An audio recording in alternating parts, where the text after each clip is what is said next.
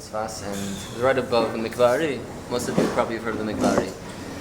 So there was a time where I was getting up very early in the morning. The sun yet did not rise, and it was very dark outside. I walked down into the mikvah, and guys, I have to tell you, it's pachad l'chadim a little bit. You feel very uncomfortable when you're walking down Rehov Ha'ari by the famous cemetery that all the tzaddikim are buried, the old cemetery in Sfas, when there's nobody there, and it's pitch dark. Mamish pitch dark. So I go into the mikvah Ha'ari, there's nobody in the mikvah, I take off my clothing, I have my whole ritual, right? And I'm walking down steps, and again, Vayomesh HaChoshech, it says by the plague of Choshech, that the darkness was tangible. It was so dark, but a chassid's got to do what a chassid's got to do, and I'm walking down the steps of the mikveh, freezing cold, and I notice my first step down on the floor of the mikveh. I'm thinking to myself, wow, they must have redone the floor of the mikveh. It's very cozy very warm on my feet. This is a true story. And all of a sudden, I hear this. This guy pops his head out of the mikveh. And I almost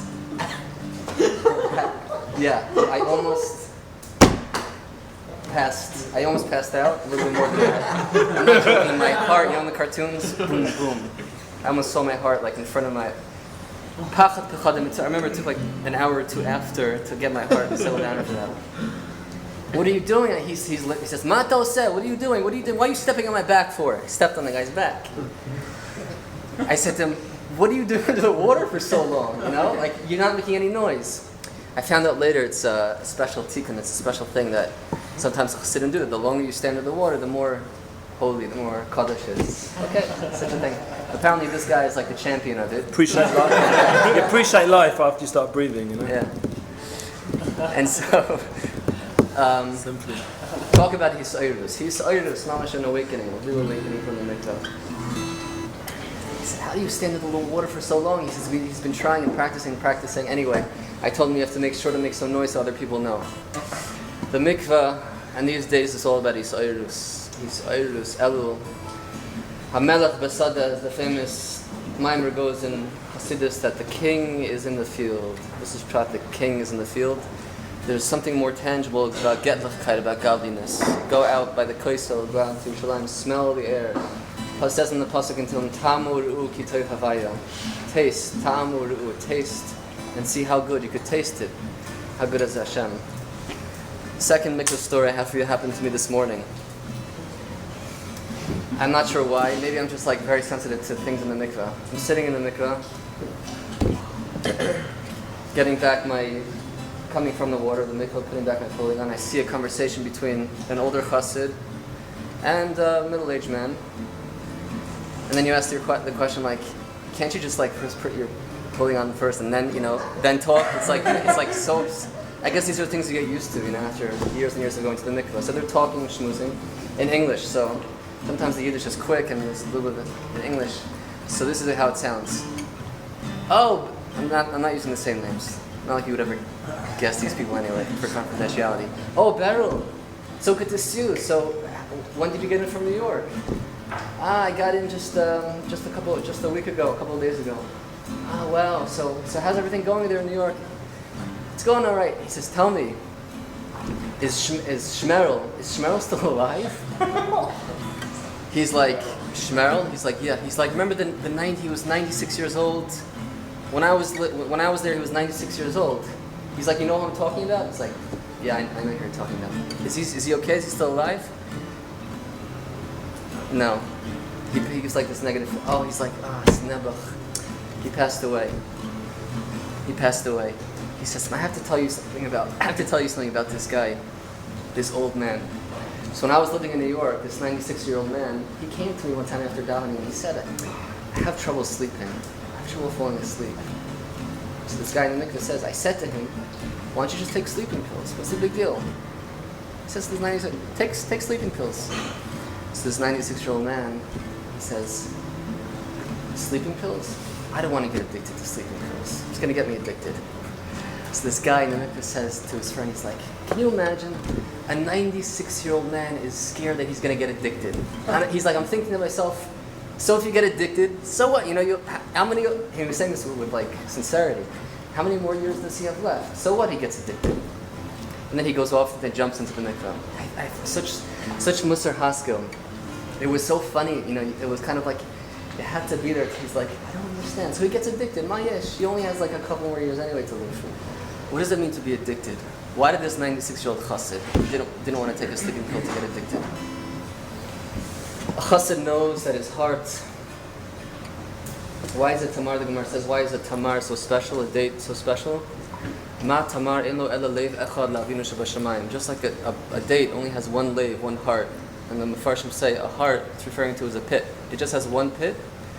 To avinu shabashamayim. Just like a date only has one thing inside of him, one desire to come back to the Eibishter, to come to learn, to daven, to do chesed, to do mitzvahs, to sing, to dance, to make other people happy. That's what we should be addicted to.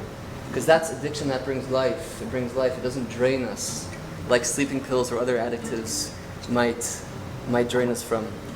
So, Ani L'Doidi, I give us the bracha that our ratzon during these days should be the ratzon of Hashem. Just to do what the Eibishter wants and to find out that that's really our ratzon, Tevra, that's really our ratzon, it really is. It says in last week's parsha, two ago. After all the curses, it says, why are you getting these curses? Because you didn't serve Hashem b'simcha. Come on, right? It bothers us a little bit because we didn't serve Hashem b'simcha. Kotzker Rebbe says like this. It's not because you didn't serve Hashem b'simcha. It's because you're not serving Hashem and you're b'simcha. Okay, you're not serving Hashem. Okay, but just be broken about that. But the fact that you're b'simcha with it, come on, it's not matin. My Rebbe, the Tolner Rebbe, said last week, is really beautiful mashal. Okay, it's from the name of the Pnei Menachem. There was once a little boy who was being tested by his Rebbe. All the oisios. Could you read the oisios for me? Called a little yingale during Cheder. So he says, Kametz Aleph. Yingale, tell me what's under the Aleph? A Kametz. What's under the Beis? A Pasach. He's saying over the different vowels. He gets to the letter Hey. What's under the Hey, Yingale? Doesn't say a word. Tries to trick him. What's under this Hey? He doesn't say a word. He doesn't say any vowel under the Hey. Nothing. Why not? Mein Tati lois nicht. My tati doesn't let me tell. Ich kenne ich mein tati lois nicht. Yingale, what's under the Hey? My tati doesn't let me tell. What's under the Hey? Doesn't say. The Rebbe calls his father that night. Or back in the day, we didn't have phones, whatever. He calls his father to come in by a messenger. Tati comes in, he says, I don't understand, your son is a Klinger Mensch, Klinger Yingale, he's very smart kid. Why can't he tell me what's under the Hay? So the father's like, gets a little red, he says, I'll tell you what's going on. Hear this what I say? I'll tell you what's going on. I've been a little bit iffy lately, and I have this taiva, unfortunately. My neighbor has this beautiful sheep. And the other night, I saw it, and I took it, and I hid it. Where did I hide it? Under my hay. And my son sees. He's like, Tati. I said to my son, don't tell anybody what's under that hay. Do you hear me? Don't tell anybody what's under that hay. Now I understand. My Tati doesn't let me say what's under the hay. Says my Rebbe, the Tolner Rebbe, what does it mean, Tachas, Asher Lei Avadas Hashem Lekecha B'Simcha? All of these curses, Nebuch, are going to come to a person because they're not Simcha. Tachas means under, right? Tachas. Because of the fact what's under, Tachas Asher Lei, what's under the fact that you're not happy. Why aren't we happy? Happiness is just a symptom from what's going on underneath, inside. What's underneath the hay? Why is it that we at times and a lot of times become apathetic? Why is it at times that we can't connect to mitzvahs? Is it just because we're not happy? Is it just because we can't connect to the mitzvahs? What's going on inside? What's going on inside? And that's the zman for yeshiva that we're here for. And that's what the learning of the Gemara and Halacha opens up with us. Torah is supposed to make a mensch pure, tamim, to be able to open. And the bracha is anidul daidi, that again this month the melech is in the field, to be zoicha, to have more clarity in our minds, to know what's going on under, so that way we can have the symptom of happiness, of true joy. L'chaim, l'chaim. L'chaim.